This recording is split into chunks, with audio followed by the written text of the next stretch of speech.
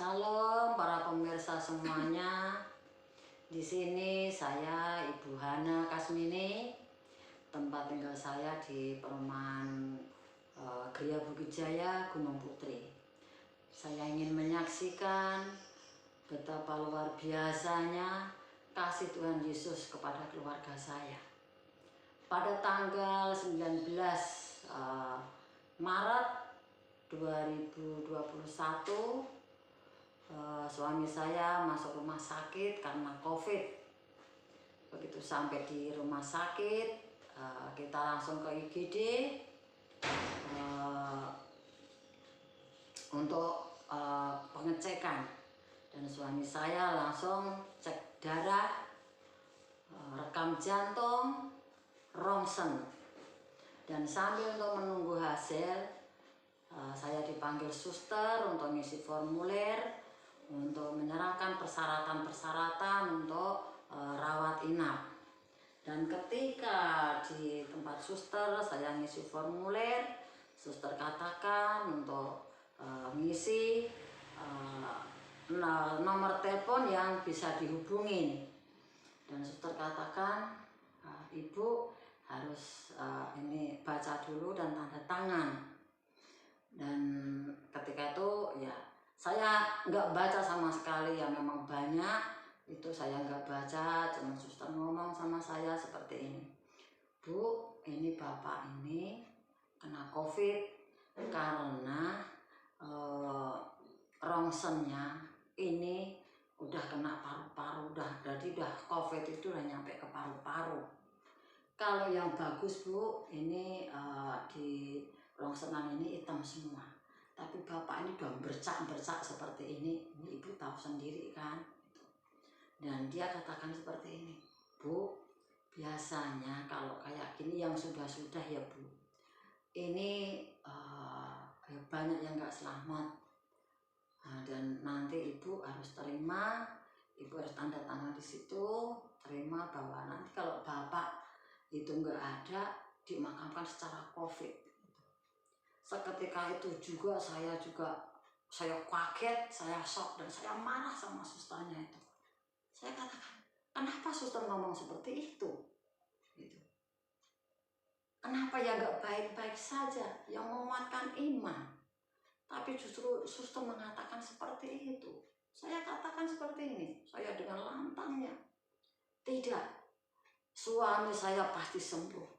Tuhan saya, Tuhan Yesus pasti menyembuhkan suami saya. Dan mujizat itu pasti terjadi atas suami saya. Itu yang saya katakan sama suster. Dan saya begitu lantangnya. Saya begitu marah sama suster itu. Karena dengan kata-katanya dia.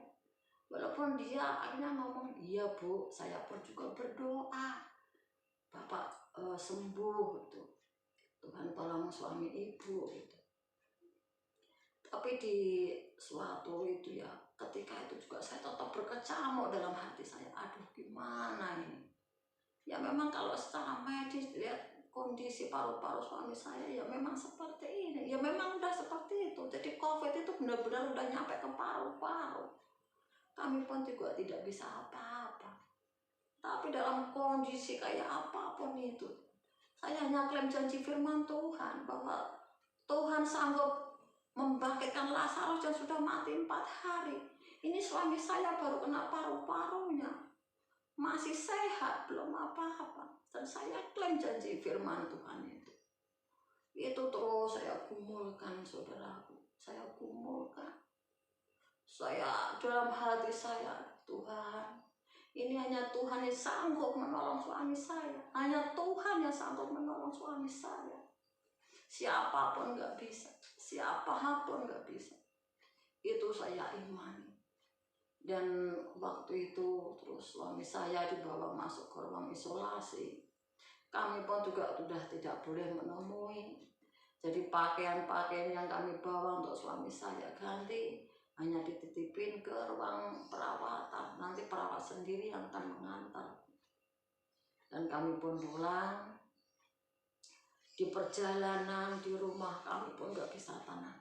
Dengan kata-kata suster tadi, kami bergumul terus sama Tuhan. Kami berdoa sama Tuhan.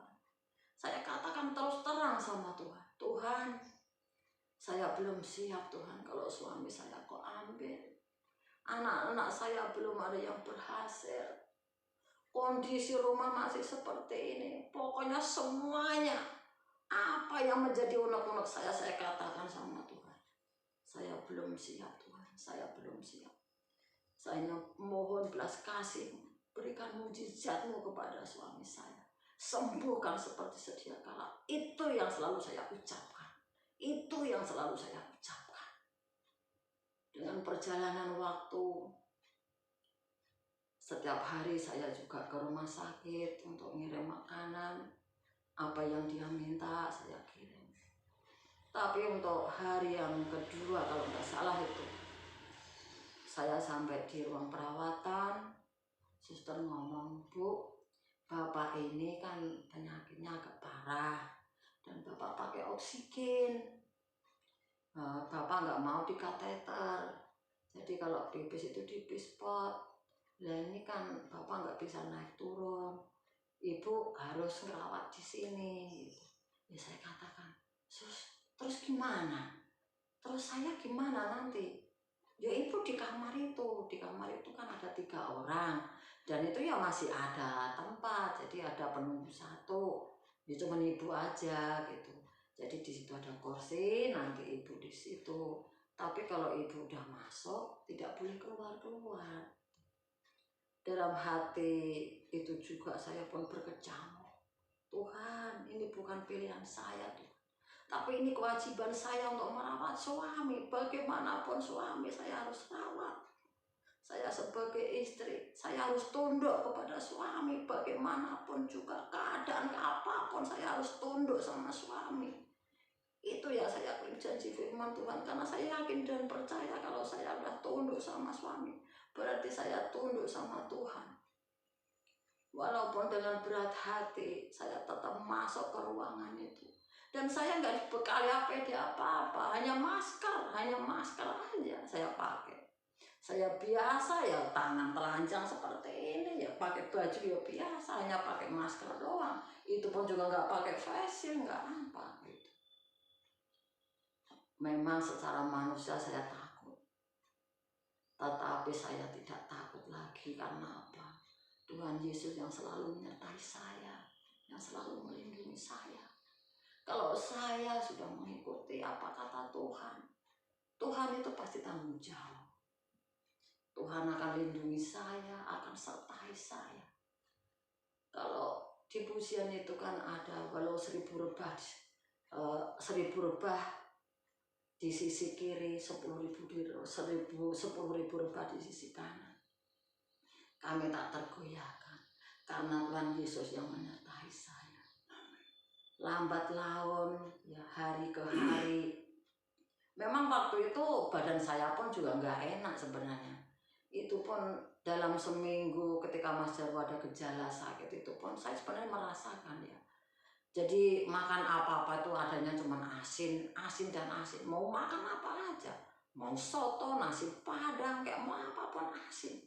Dan saya tuh, ini yang benar itu lidah saya apa memang makanannya seperti ini? Itu yang sering saya katakan. Dan makanan itu susah untuk masuk gitu. Saya tuh pun, waduh kalau kayak begini berarti saya menciptakan penderitaan baru lagi, penyakit baru, yaitu pasti emah. Mulut nggak bisa makan, tapi perut ini rasanya lapar banget gitu. Saya hanya berdoa, Tuhan ini gimana? Suami saya dalam kondisi seperti ini harus butuh perawatan. Kalau saya jatuh gimana? Kalau saya ambruk gimana suami saya? Ini yang saya pergumulkan terus. Saya nunggu, hanya bisa berdoa memuji Tuhan. Saya pun nyetel lagu-lagu di HP juga, lagu-lagu rohani. Karena saya yakin dan percaya dengan lagu-lagu rohani akan menguatkan saya, akan menguatkan suami saya. Bahwa tembok Yeriko itu ambruk hanya dengan pujian. Itu yang kami imani juga. Saya yakin dan percaya COVID pun juga akan hilang, lepas dari tubuh suami saya. Pasti suami saya sembuh gitu. Perjalanan waktu 2 hari kemudian, saya punya, ini ide saya sendiri ya. saya pengen mendaftarkan diri untuk dirawat gitu. Saya minta sama anak saya, tak suruh bawain persyaratannya itu yaitu KTP sama fotokopi KK. Saya tanya sama suster, kalau sus gimana kalau saya mau ngecek kesehatan saya. Kata dia, katanya ya ke IGD bu, kalau nggak ke puskesmas gitu. Jawabannya itu cuman saya pikir-pikir, nanti kalau ke IGD saya diswab dan saya positif, akhirnya saya dirawat. Kalau dirawat berarti saya nggak bisa merawat suami saya. Terus bagaimana ini? Apa bedanya suami saya sama saya? Sama-sama dirawat. Terus bagaimana ini? Saya bergumul lagi sama Tuhan. Saya katakan sama Tuhan, saya nggak mau rawat Tuhan. Karena percuma juga kalau saya rawat di sini. Saya daftarin rawat, nanti saya dirawat. Suami saya nggak ada yang kerawat dong. Nah itu. Saya katakan terus terang sama Tuhan. Memang dalam kondisi seperti ini itu hanya Tuhan, hanya Tuhan. Dan Tuhan katakan kasih setia Tuhan itu apa kekal selama-lamanya. Ini yang saya pegang janji Tuhan. Dan benar saudaraku, saya tiap ada apapun saya hanya katakan sama Tuhan. Apapun itu, saya ngobrol seperti saya sama suami aja, saya ngobrol sama Tuhan itu. Begitu bebasnya. Saya memuji dan menyembah Tuhan. Hanya itu yang bisa saya lakukan. Nggak bisa berbuat apa-apa. Karena saya juga nggak bisa minta tolong sama siapapun, saudaraku. Dalam kondisi seperti ini orang jauh semua. Orang jauh semuanya. Kalau kita baik semuanya dekat sama kita. Tapi kalau kita jatuh seperti ini kena musibah, semuanya jauh. Boro-boro WA nanyain kabar nggak ada. Semuanya nggak ada. Kalau saya nginget kayak gini, sakit hati Tuhan. Tapi saya juga klaim janji firman Tuhan. Tuhan katakan apa? Terkutuklah orang yang mengandalkan manusia. Terkutuk orang yang mengandalkan kekuatan diri sendiri. Nah ini saya nggak mau.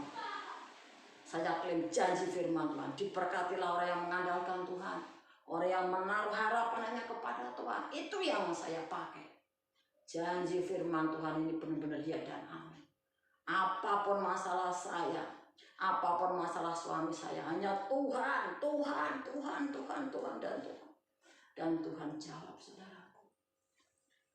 Perjalanan waktu, suami saya semakin baik, semakin baik. Dengan saya ngerawat di rumah sakit, jadi kalau pagi saya ngurusin sarapannya. Walaupun nggak boleh kemana-mana, tapi ya saya nginep aja langsung kelip turun beli bubur. Apa yang dipingin suami saya beliin.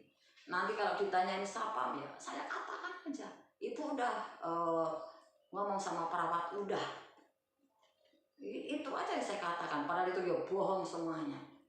Karena udah saya pun juga pegang perawat katanya omongan perawat bahwa saya nggak boleh kemana-mana.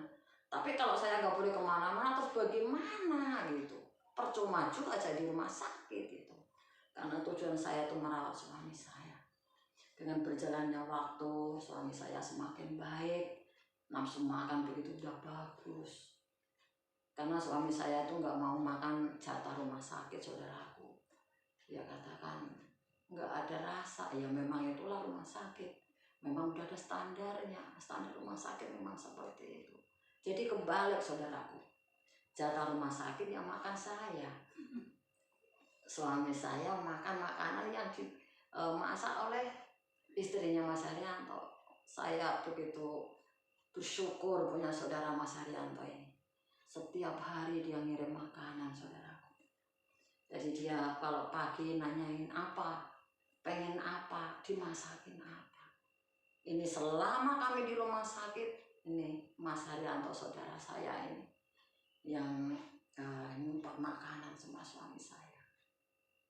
Begitu luar biasa. Makasih Mas Haryanto atas bantuannya, perhatiannya kepada keluarga kami.